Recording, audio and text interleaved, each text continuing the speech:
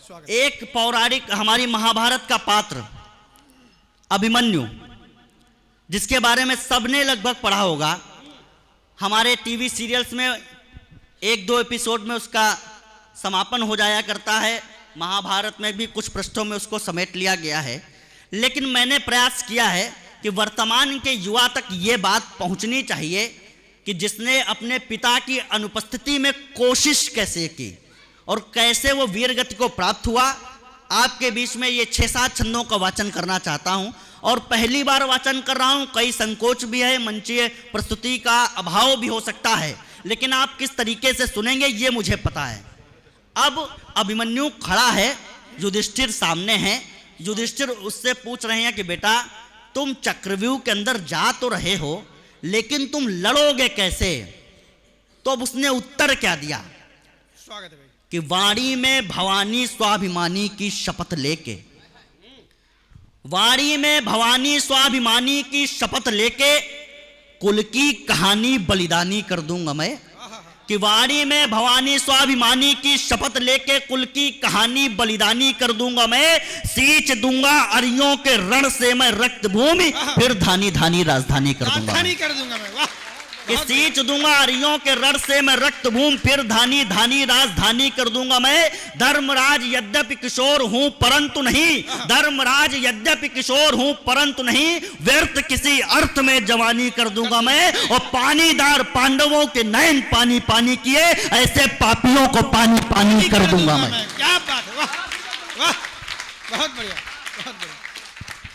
चक्रव्यूह के अंदर खड़ा है, उसका जब किसी से नहीं हार रहा है तो द्रोणाचार्य और बाकी लोगों ने मंत्रणा की कि इसका तो पहले रथ तोड़ो, उसके बाद इसे घेर करके मारो। अब रथ टूट चुका है, उसके बाद भी एक धर्म के लिए लड़ता हुआ व्यक्ति किस भाषा में सोचता है, जिस भाषा में गुरुजी सोचते हैं। उनके पास निश्चित रूप से बड़े बड़े सरकारों के जैसा सामर्थ्य या संसाधन उपलब्ध ना हो, लेकिन आप जैसे योग्य शिष्य हैं, जो लोग उनके साथ हैं, इसलिए पढ़ना चाहता हूं कि ऐसी स्थिति में अभिमन्यु कह क्या रहा है कि दंड की प्रचंड तलवार से हुआ प्रहार, दंड की प्रचंड तलवार से हुआ प्रहार, खंड खंड हो चुका घमंड कैसे जोड़ोगे? तोड़ दोगे युद्ध शास्त्र शस्त्रहीन के समक्ष, भला मेरी मृत्यु तक शस्त्र कैसे छोड़ोगे? लाल लहू से हुआ है लथपथ अंग अंग, लाल लहू से हुआ है लथपथ अंग अंग, राजपथ लोभी मेरा पथ कैसे मोड़ोगे? राजपथ लोभी मेरा पथ कैसे मोड़ोगे? और घेर कर शेर को खड़े हुए श्रृगालो कहो, रथ तोड़ डाला है शपथ कैसे तोड़ोगे? बहुत बढ़िया, बहुत आभार आपका।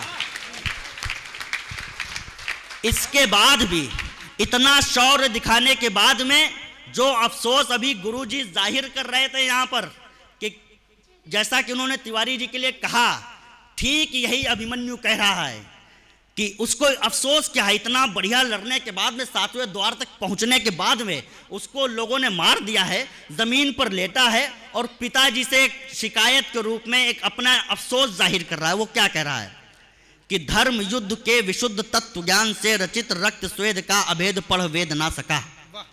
कि धर्म युद्ध के विशुद्ध तत्व ज्ञान से रचित रक्त स्वेद का अभेद पढ़ वेद ना सका, भाव के अभावग्रस्त कुरुवंशियों को दिए हुए घाव अभी ठीक से कुरेद ना सका।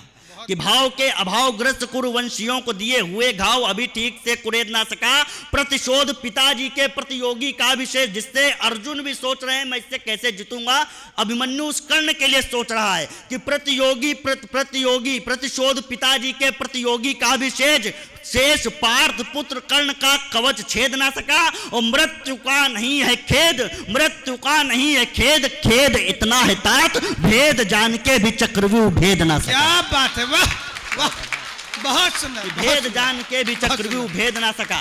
और लड़ कैसे रहा था, ये छंद सुनना। उसने सोचा कि अगर मुझसे पिताजी अभी आ जाए और पूछे बेटा तुम कैसे लड़ रहे थे, तो मैं क्या बताऊंगा। कि प्राण, सबसे आसान क्रिया हमारे लिए सांस लेना होता, हमें पता भी नहीं चलता कि हम सांस ले रहे हैं, लेकिन शत्रुओं की सांसों की उसने क्या दुर्गति की है ये सुनिएगा।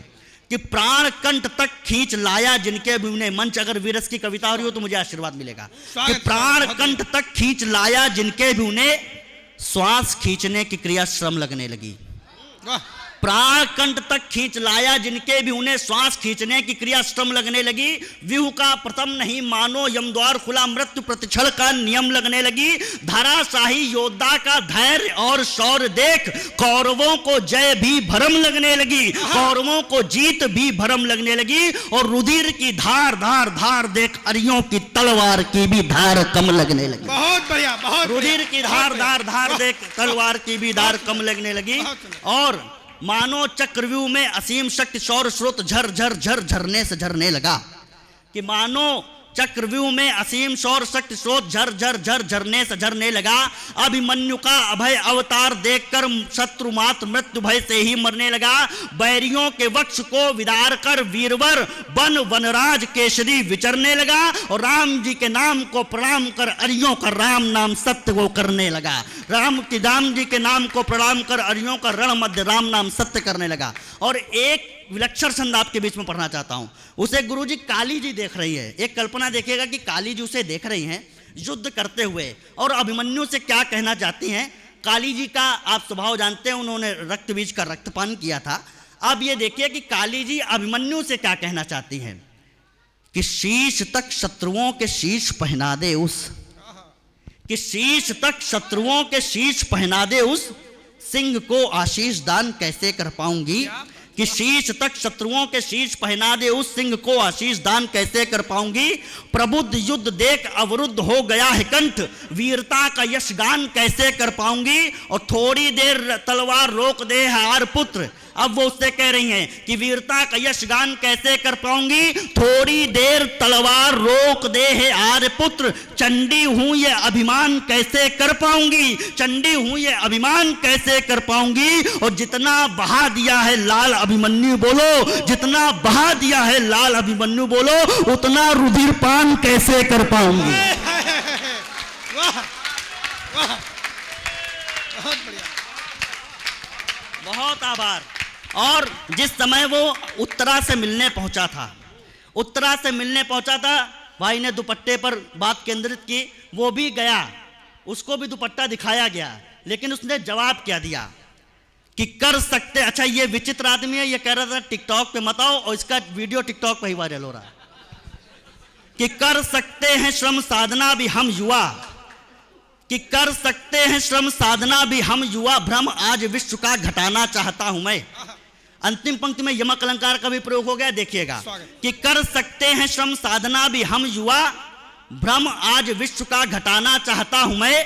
सत्य अश्व शौर्य चक्र परिपूर्ण, कि सत्य अश्व शौर्य चक्र परिपूर्ण एक रथ पर कीर्ति ध्वजा धर्म की लगाना चाहता हूं मैं। और मोहवश उतरे जो आ गया हमारे मध्य, अंतर यही है समझाना चाहता हूं मैं कि तुम मुझे रोकने का चाहती बहाना, और तुम मुझे रोकने का चाहती बहाना, और आज अरिरक्त ही बहाना चाहता हूं मैं। बहुत बढ़िया, बहुत बढ़िया, आज अरिरक्त ही बहाना चाहता हूं मैं।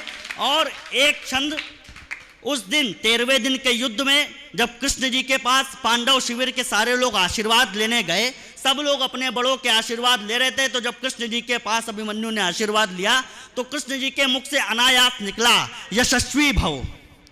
जिस यश की कामना यहां पर बैठे हुए योद्धा कर रहे हैं, कृष्ण ने कहा यशस्वी भव। इस बार द्रौपदी ने कहा कि भैया ये कैसा आशीर्वाद दे दिया आपने अभिमन्यु को, सबको तो आपने विजयी भव का आशीर्वाद दिया है। तो कृष्ण मुस्काए और उन्होंने कहा कि बहन, मैंने तो जो आशीर्वाद दिया वो दे दिया, लेकिन ये याद रखना कि जब युद्ध होता है तब केवल दो ही गतियां होती हैं, या तो हार या तो जीत। लेकिन लाखों और करोड़ों में कोई एक भाग्यशाली होता है, कमलेश तिवारी के जैसा, जिसके हाथ में धर्म के लिए बलिदान होने का यश आता है। अब उस यश का मैंने प्रयोग कैसे किया है, ये 4 पंक्तियां सुनिएगा कि शौर्य की शलाका और ओज की पताका पर, शौर्य की शलाका और ओज की पताका पर नाम अपना अमर करके चला गया। शौर्य की पताका और ओज की पताका पर नाम अपना अमर करके चला गया। उतरा जो तीर चीर के भुजा तो वीर वह उत्तरा के उर में उतर के चला गया। उतरा जो तीर चीर के भुजा तो वीर वह उत्तरा के उर में उतर के चला गया। जय पराजय के तो भय का विषय त्याग, अनेक मार एक बार मर के चला गया, अनेक मार एक बार मर के चला गया। ओ अभिमन्यु उत्तरा के भाल बीच लाल लाल यश कीर्ति का सिंदूर भर के चला गया। और अंतिम छंद आपसे समापन की, आपसे विदाई के आशीर्वाद मांगता हूं। अंतिम छंद इस दृष्टिकोण से पढ़ना चाहता हूं कि अब हमें क्या करना है कि धर्म के समक्ष जो प्रत्यक्ष हो रहा हो उसे, कि धर्म के समक्ष जो प्रत्यक्ष हो रहा हो तो उसे, तो अधर्म के सभी प्रमाण त्याग देते हैं। अगली पंक्ति गुरुजी के चरणों में रख रहा हूं क्योंकि बहुत मुश्किल से कोई आदमी ऐसा बनता है। सुनना कि धर्म के समक्ष जो प्रत्यक्ष हो रहा हो उसे, तो अधर्म के सभी प्रमाण त्याग देते हैं और मान मातृभूमि का महान मोक्ष से अधिक।